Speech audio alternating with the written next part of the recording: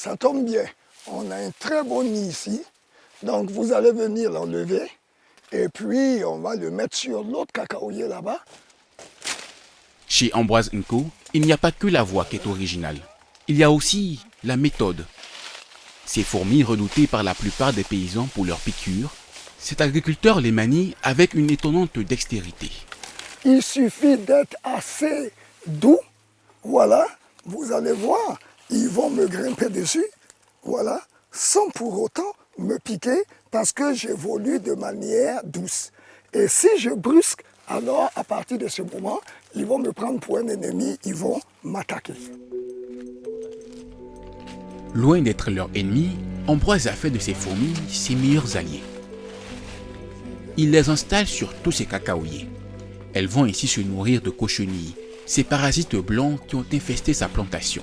La moitié de la récolte risque d'être perdue. Mais le planteur s'est compté sur ses petites amies rouges pour mener la bataille. Les fourmis eucophiles ont pour mission de détruire tous les déprédateurs du cacaoyer. Ce qu'on appelle la lutte agronomique, c'est utiliser les éléments de la nature pour combattre d'autres éléments qui ne vous sont pas favorables. Et c'est ça la lutte agronomique contre les insectes. C'est comme un insecticide.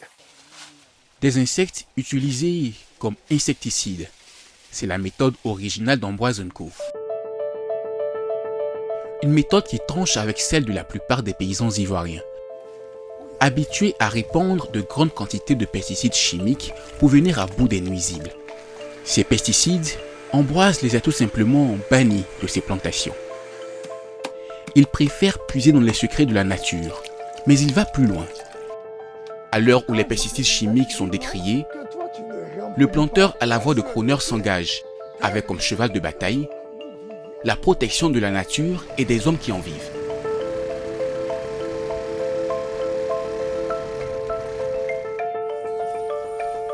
Sous le ciel d'Azaguier, à 1 heure d'Abidjan, Ambroise & Co règne sur une plantation de 30 hectares.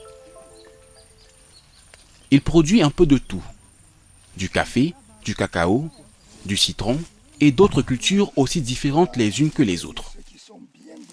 Au milieu de ce qu'il appelle son jardin d'Éden, le planteur a installé un petit laboratoire.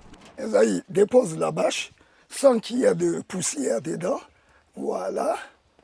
Yao, il faut mettre le rondin de bois qui va servir à découper.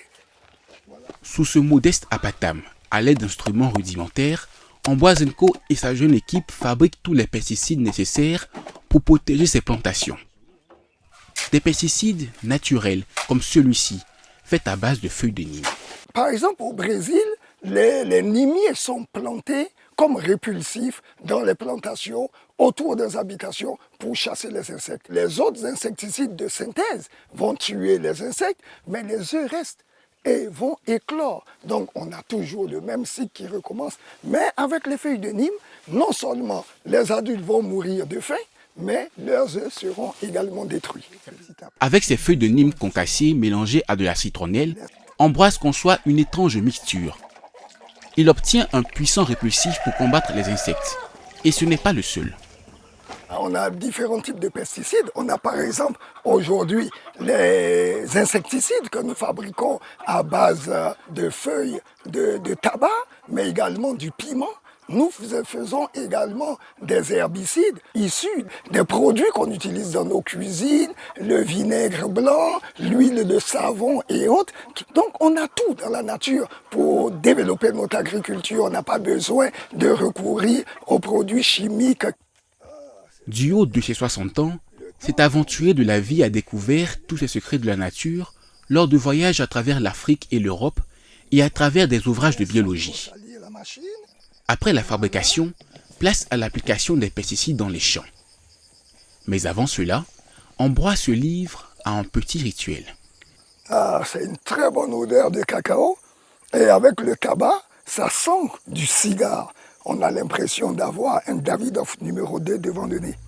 Voilà, c'est super. Si le planteur n'est pas peu fier de ses pesticides aux arômes naturels, il reste largement insuffisant pour protéger toute l'étendue de sa plantation.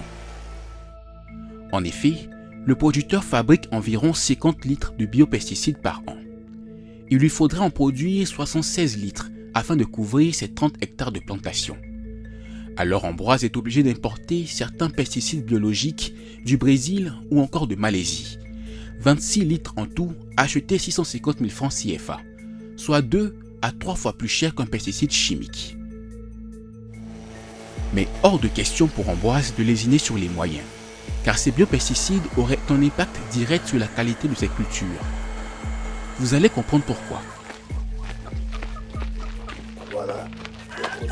Rentrés des champs, Ambroise et son équipe mettent des fèves à sécher au soleil. Ce ne sont pas n'importe quelles fèves.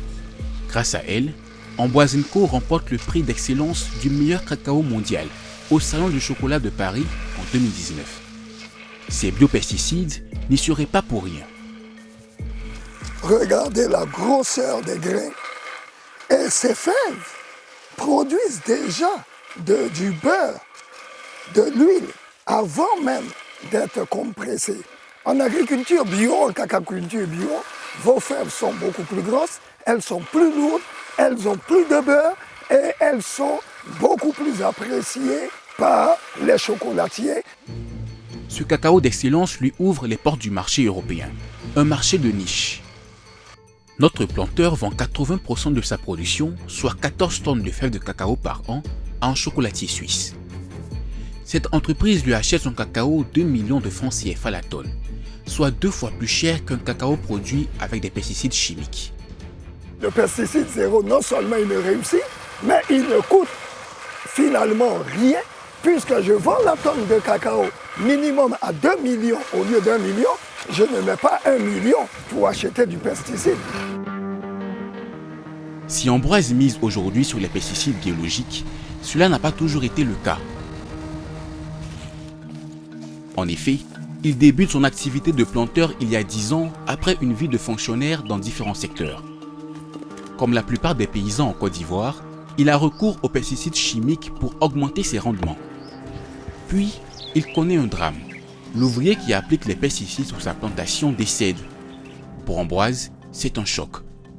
Ça a été un drame jusqu'à aujourd'hui qui me laisse vraiment sans voix.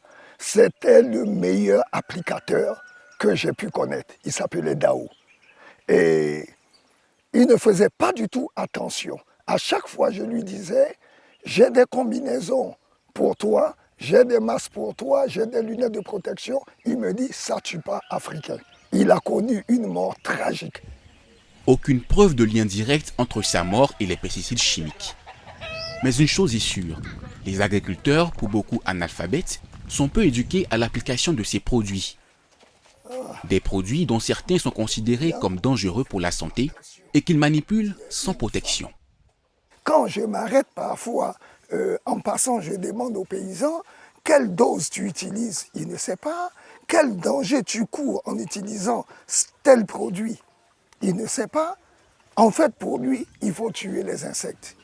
Mais il oublie qu'en tuant les insectes, souvent il se tue lui-même et les insectes sont encore là. Plus que jamais, le planteur a fait de l'agriculture zéro pesticide chimique son cheval de bataille. Cet après-midi, à l'ombre des cacaoyers, Ambroise & Co a réuni quelques producteurs de la région. Si nous voulons vivre plus longtemps, nous devons manger bio, nous devons manger sain.